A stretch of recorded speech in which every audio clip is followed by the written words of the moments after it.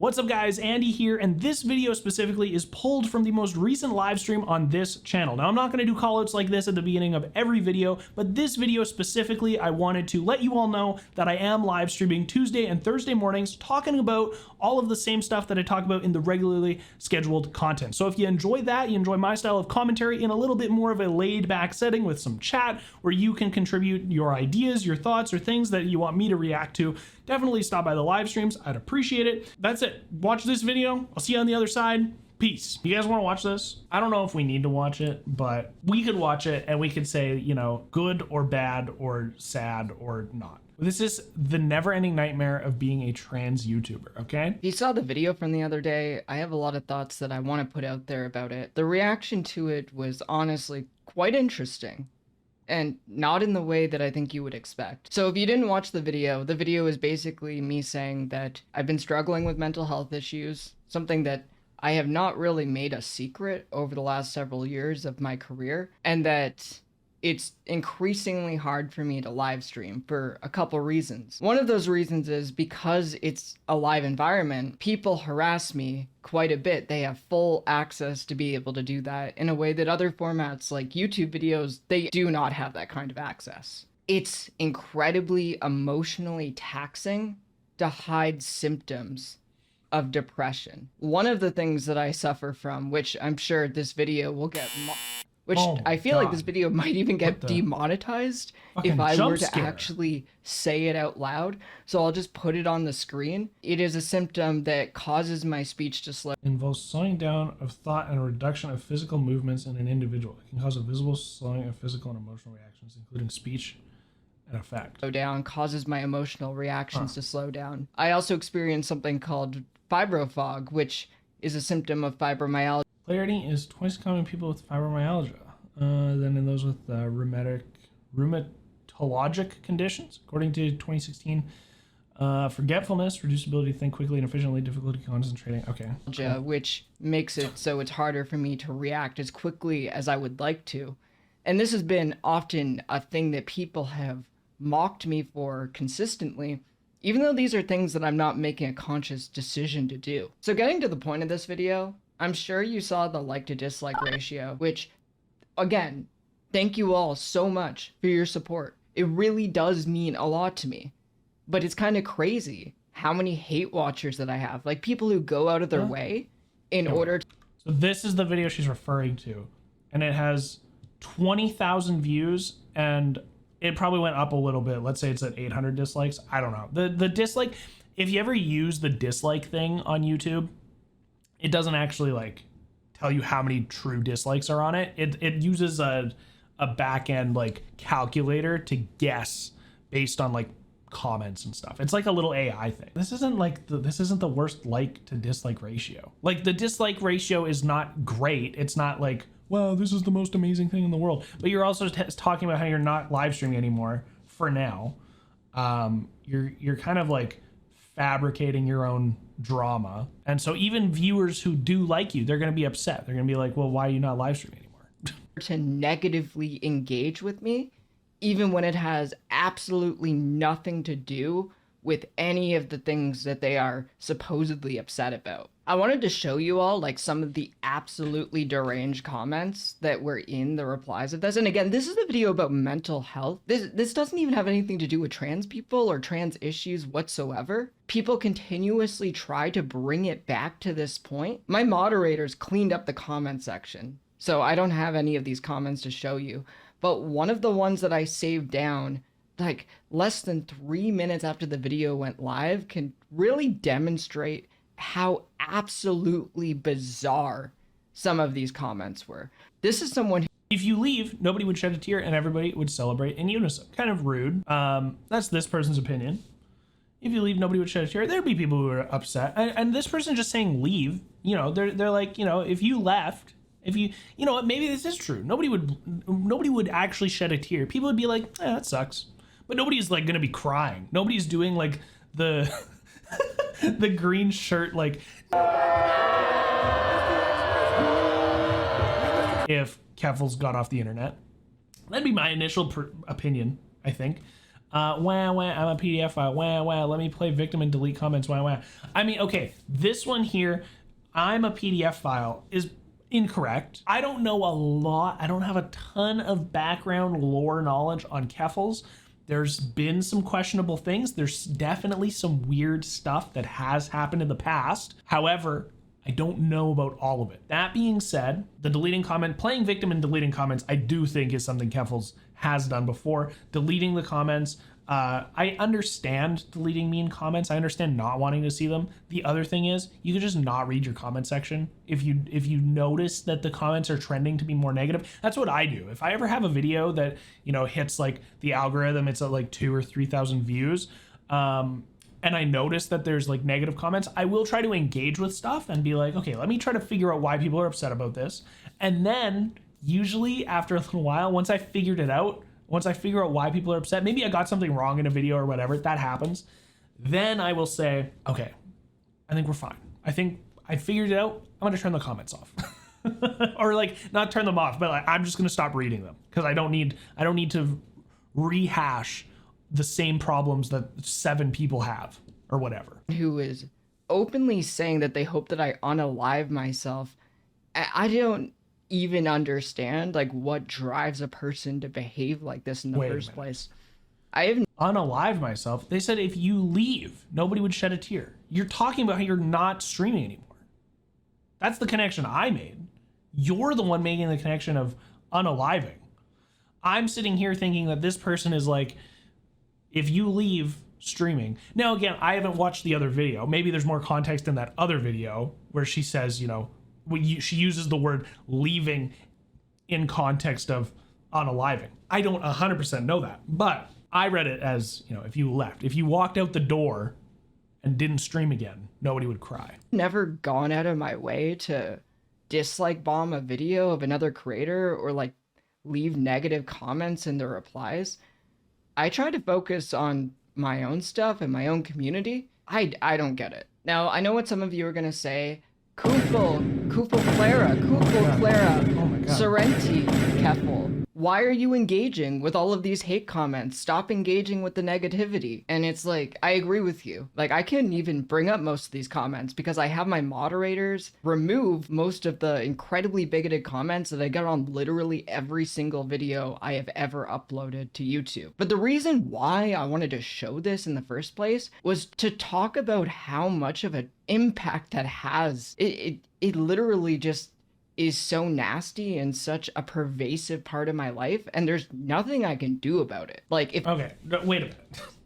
I'm a little bit confused. The example that we got, the 2 examples that we got, relatively tame YouTube comments. Okay, you're saying that you have moderators that delete these mean the bigoted comments, the terrible things. If you wanted to really make your point in this video, tell the moderators to take a screenshot of some of the worst comments to put up here. I understand not wanting to engage with it. I get it. But if you're going to make a video like this where you're crying about it, not literally crying, but you're talking about it, you need a little bit more evidence other than the same person making 2 comments about you, about the video, that were very tame. Okay, they didn't say anything horrible. They did say, wah, wah, I'm a PDF file. Okay, yeah, that's not great. You shouldn't accuse anybody of doing that. But, you know, people get accused of much worse than that in much worse ways in the comment sections, okay? This is very tame. If I engage with it, it gets worse. If I ignore it, people see it as a challenge to actually harass me more because they want me to engage with it. And it's become this thing that is just constantly in the background no matter what I'm doing. It really is hard to deal with. And I think honestly being so exposed to it has led me to being a more toxic person. It's also led to bad situations where I'm more closed off to criticism because whenever people are mad at me, even if they have a legitimate reason to be mad at me, this constant background radiation of just deranged bigotry is always there. And it's hard in my head to disassociate legitimate criticisms from the bigotry that is ever present whenever people are mad at me for something. And I don't understand, and maybe it's because I've just never experienced levels of anguish that Keffals is experiencing over this. I have never been bombarded with hate in a ridiculous way. I can't wrap my head around this being an actual problem. To actually harass me more because they want me to engage with it. And it's become this thing that is So just not engaging, constantly in the background, no matter. So not engaging with it is triggering the people who watch your content to like push further so you do engage with it. I suppose I could see that happening, but if you don't engage with it long enough, like this video is giving those people what they wanted. So if you didn't upload this video, they wouldn't get what they wanted. Eventually these people will stop. They will find somebody else who is going to interact with them and give them what they want, which is the reaction. So if you just didn't make this video, you win. You literally win. No matter what I'm doing, it really is hard to deal with. And I think honestly, being so exposed to it has led me to being a more toxic person. It's also led to bad situations where I don't like how she's saying that she is closed off to legitimate criticism because some people are mean. That doesn't compute with me. Again, I totally understand wanting to close off negative comments, but if there is legitimate criticism, your moderators, they shouldn't be creating your own like safe bubble space in the comments. Like the moderators can get rid of the mean things, the things that are offensive and hurtful, but if there's a legitimate criticism, those should be left up. So if your moderators are doing that, then they're just insulating Keffals, which is not a good thing. More closed I don't really off get what she's because complaining whenever about. people are mad at me, even if they have a legitimate reason to be mad at me, this constant background radiation of just deranged bigotry is always there. And it's hard in my head to disassociate legitimate criticisms from the bigotry that is ever present whenever people are mad. How is it difficult though? Because like the bigotry stuff is going to be so obvious. The things that are actually attacking you for who you intrinsically are, or the things that you do, those are like incredibly obvious.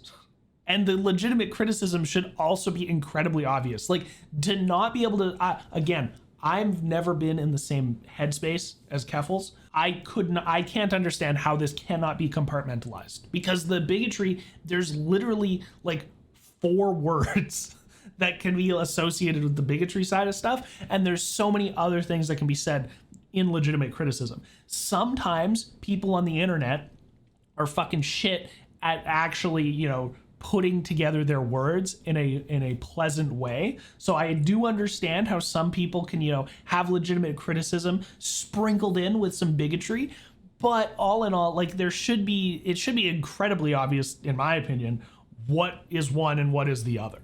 Mad at me for something. And unfortunately, this is just the reality of not just being a YouTuber. This happens to every YouTuber, but this specifically is a thing that happens disproportionately to trans YouTubers, where bigots will just constantly target them and harass them. You can really tell when you start to look at like the comment numbers compared to the viewership numbers, and you kind of see that there is a disproportionate amount of comments because people are obsessively stalking and hating people that they don't like on the basis of things like their gender identity. So good. I'm not live streaming anymore.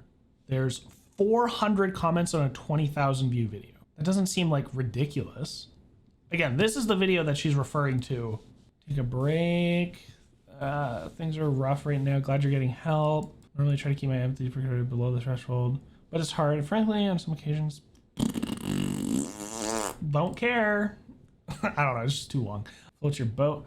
I mean, like none of these comments are ridiculous. I mean, the PDF file. I understand how people can be upset about that, but that doesn't necessarily constitute bigotry. It's somebody, looking at the information that they have and maybe not coming to the correct conclusion, but they're commenting on the video that you made public.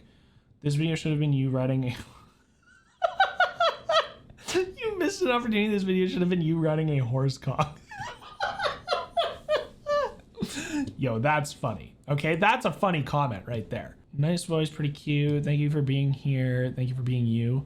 I mean, these are nice comments, okay? I'm gonna be honest. These are nice comments. There's nothing in that comment section. Now, again, the moderators are deleting stuff, supposedly.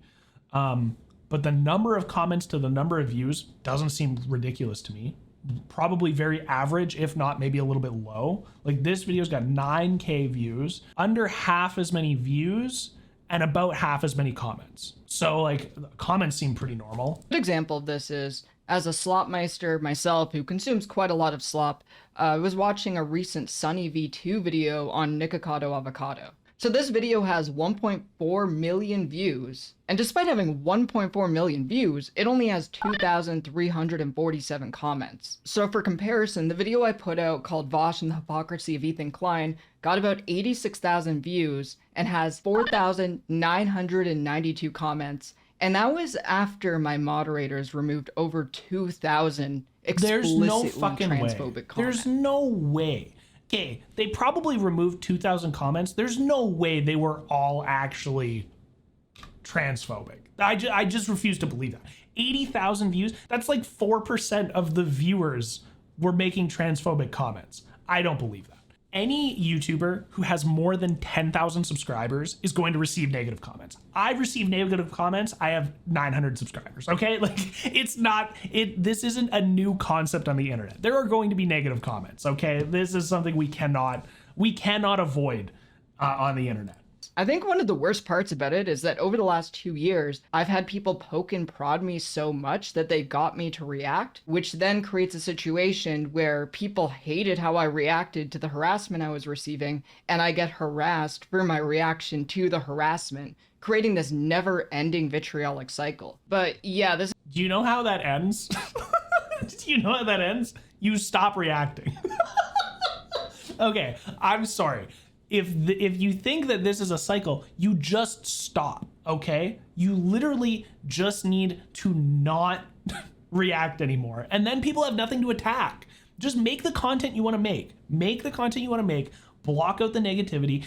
I understand saying it is way easier than doing it from an outside perspective. I get it. I get it. All of it stops. All of the things that you've complained about so far stop if you just stop engaging. This is kind of just where I'm at. I just wanted to remind you all that this is kind of what I have to deal with as long as I'm a YouTuber. And I'm going to have my mods continue to remove the negative comments, and I'm going to continue to not search them out like I have been over the last 2 years now. I think I'm going to do more of these short videos where I don't really have a script and I can just riff and then edit it together. If you are criticizing me in the comments and it isn't explicitly transphobic, then I'm not having my moderators remove it. I don't think that I'm immune to criticism. I'm absolutely okay with being criticized. I've fucked up in the past. There are definitely areas where I am worthy of critique, and I invite you to engage in that critique. But bigotry is not critique. These are two separate things, and I want to make that very clear. Anyway. Okay, wait.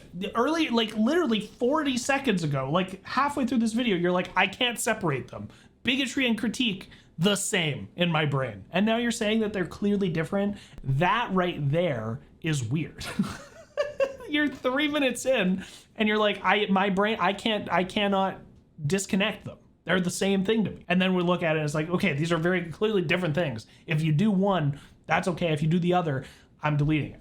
Interesting. That's it for this video. I've covered everything that I need to cover. I'm going to keep putting up videos like this, and let me know, again, in the comments, what you think about it all. I'm going to be... Okay, let's see what the comments on this video look like. Yeah, you absolutely can. You can set up auto moderating. Like, you don't even have to have a moderator that does it manually. You can have YouTube auto moderate comments. You'll never see a toxic space like the left space. There's so much infighting and transphobia. It's ridiculous and so tiring being part of this space. Sometimes you have so many people who support and care about you. Keffals, stay strong. Honestly, the left space on the internet is the most toxic space. Okay, I don't like the left or the right spaces. Staying somewhere in the middle and just being entertaining and having views that can cross both planes, you know, some left views, some right views, whatever it might be, that's fine. If you are in the left creator space, you're fucked. You're gonna get destroyed one day because you made a joke or you said something that you probably shouldn't have said, and that is going to cause big issues for you at some point. People on the right offer, like, the same thing does happen, but yeah, these comments are all like pretty good. Bring us together on a level never before seen. Thanks to the loving community you have put the effort into creating the atmosphere for. We're here for you. See, like, that's good. That's nice. Yeah, I mean, honestly, it seems like people are pretty supportive of Keffals. Your moderators should just not have moderators that you have to pay to do this, and just you do it one time. You go in and you create the thing to be like, yeah, don't make these videos. Don't allow these comments on the video. Interesting. I think at the end of the day, Keffals seems to be the type of person who does enjoy the cyclical nature of gets criticized, says, why are you criticizing me? You're doing it because of reasons that have nothing to do with being criticized. Not live streaming anymore. I don't really feel like watching this. I feel like we've gotten through, I've said everything I need to say about the situation, I think. I can't be bothered to care. I think Keffals is the type of person who does enjoy the cyclical nature of gets criticized, complains about being criticized, says that it's for reasons that have nothing to do with the criticism, gets criticized for not looking at the actual points of criticism, and then makes content about being criticized. I think like that's the cyclical nature of it, and I think Keffals is the type of person who just cannot, take a step back and let things breathe for a week.